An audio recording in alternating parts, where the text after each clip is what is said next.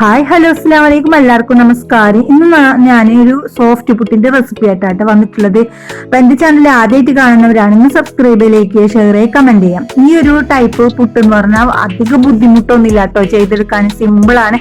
നമ്മൾ എന്നും ചെയ്യുന്നതിന് വ്യത്യസ്ത രീതിയിലൊന്ന് ചെയ്തെടുത്താൽ മതി. ഈ ഒരു പുട്ടുണ്ടല്ലോ വൈകുന്നേരം വരെ ഈ സോഫ്റ്റ്നെസ്സിലെ തന്നെ ഇരിക്കട്ടെ. അപ്പൊ നമുക്ക് ഇതെങ്ങനെ ചെയ്തെടുക്കും നോക്കാം. ഈ ഒരു പുട്ട് റെഡിയാക്കാനായിട്ട് ഞാനിവിടെ വെള്ളം തിളപ്പിക്കാൻ വെച്ചിട്ടുണ്ട്. അപ്പൊ നമ്മൾ വെള്ളം വെക്കുമ്പോൾ കുറച്ച് വെള്ളം വെച്ച് കൊടുക്കുക. കൂടുതലൊന്നും വെള്ളം നമ്മൾ പത്തിരിക്കൊക്കെ പൊടി വാട്ടുന്ന പോലെ ഒന്നും വെള്ളം ചേർത്ത് കൊടുക്കരുത്. കുറച്ച് വെള്ളം വെച്ച് കൊടുത്താൽ മതി. അത് തിളച്ച് വരുമ്പോൾ അതിലോട്ട് ആവശ്യത്തിന് ഉപ്പിട്ട് കൊടുക്കുക. പിന്നെ നമ്മളിവിടെ 2 കപ്പ് അളവിലുള്ള അരിപ്പൊടിയും 1 ടീസ്പൂൺ അളവിൽ നല്ല ജീരകവും ഉള്ളിയും കൂടി, നല്ല ജീരകവും പിന്നെ ഉള്ളി കട്ട് ചെയ്തതും കൂടി ഇട്ട് കൊടുത്തിട്ടുണ്ട്. ഇനി നമുക്കിതൊന്ന് നന്നായിട്ട് വാട്ടിയെടുക്കാം.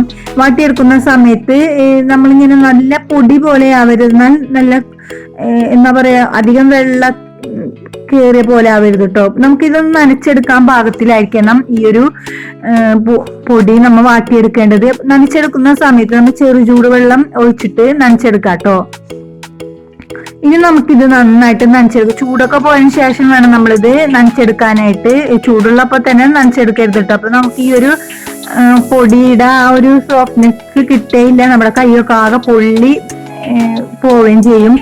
ഇനി നമ്മൾ ഇത് ഒരു മിക്സിയുടെ ജാറിലോട്ട്, മിക്സിയുടെ ജാറെന്ന് വെച്ചാൽ പൊടിക്കുന്ന ജാറിലോട്ട് ഇട്ട് കൊടുക്കാം കേട്ടോ. ഈ ഒരു ബുദ്ധിമുട്ട് മാത്രമേ നമുക്ക് ഈ ഒരു പുട്ട് ചെയ്തെടുക്കാനായിട്ട്.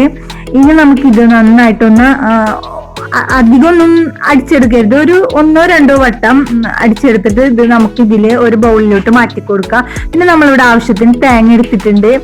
തേങ്ങയിൽ വേണമെങ്കിൽ ജീരകവും ഉള്ളിയും ചേർത്ത് കൊടുക്കാം പൊടിയിൽ ചേർക്കുന്നതിന് പകരം. പക്ഷെ ഞാൻ പൊടിയിലാട്ടോ ചേർത്തെടുത്തുള്ളത്. ഇനി നമുക്ക് ഈ ഒരു നമ്മുടെ ഈ പൊടിയും തേങ്ങയൊക്കെ ഇങ്ങനെ ഈ ഒരു പുട്ടുകുറ്റിയിലോട്ട് ഇട്ട് കൊടുക്കാം.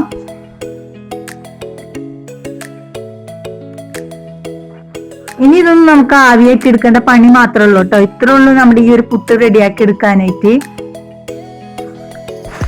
എന്തായാലും ഈ ഒരു രീതിക്ക് ചെയ്യാത്തവരുണ്ടെങ്കിൽ ചെയ്തു നോക്കാം കേട്ടോ. മിക്കവരും ചെയ്യുന്നത് തന്നെ ആയിരിക്കും. അപ്പൊ ഇത് അറിയാത്തവരുണ്ടാവും, അവർക്കും വേണ്ടിയാണ് ഈ ഒരു വീഡിയോ സെൻഡ് ചെയ്തിട്ടുള്ളത്.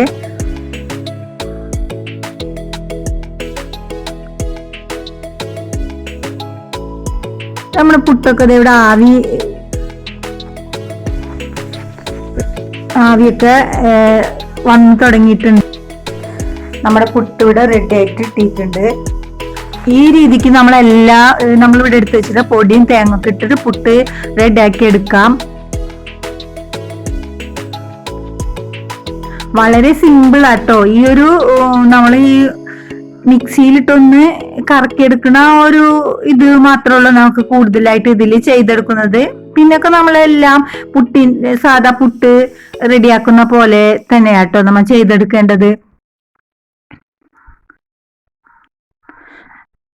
ഈ ഒരു രീതിക്ക് പുട്ട് ചെയ്തെടുത്താല് വൈകുന്നേരം വരെ ഇതുപോലെ ഇരിക്കുകയും ചെയ്യും. പിന്നെ നമുക്ക് ഒരുപാട് കഴിക്കാനും ഇഷ്ടാവും കേട്ടോ ഈ ഒരു രീതിയിൽ പുട്ട് ചെയ്തെടുക്കാന്ന് വെച്ചാൽ.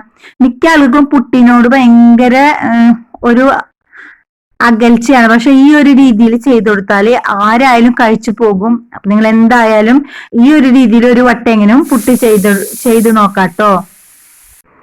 ഇൻഷാ അല്ലാഹ് മറ്റൊരു വീഡിയോ ആയിട്ട് വരുന്നത് വരെ എല്ലാവർക്കും അസ്സലാമു അലൈക്കും.